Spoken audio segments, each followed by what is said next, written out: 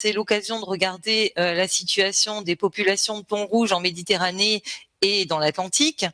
La situation aujourd'hui, elle s'est améliorée, mais elle demeure toujours fragile. Les données concernant les espèces hautement migratoires sont toujours à prendre avec beaucoup de précautions.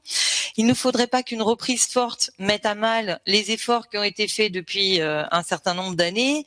On a un risque que le TAC 2020 soit beaucoup trop élevé. On espère que c'est pas le cas, mais il faudra étudier de près les conséquences de la saison de pêche 2020 et continuer de renforcer le contrôle et le suivi pour s'assurer que nous bénéficions de données fiables. La concentration du quota de thon est répartie entre une poignée d'armateurs.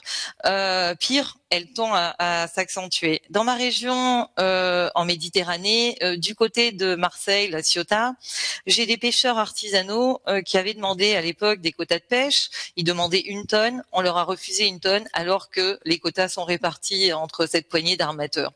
Je pense qu'on a un problème d'équité. La petite pêche artisanale, aujourd'hui, elle est étouffée. Je pense qu'il faut passer des déclarations aux actes et demander aux États membres de mettre en place un plan de redistribution équitable du quota de thon rouge. Et j'espère que nous pourrons trouver un accord sur ce sujet. Merci.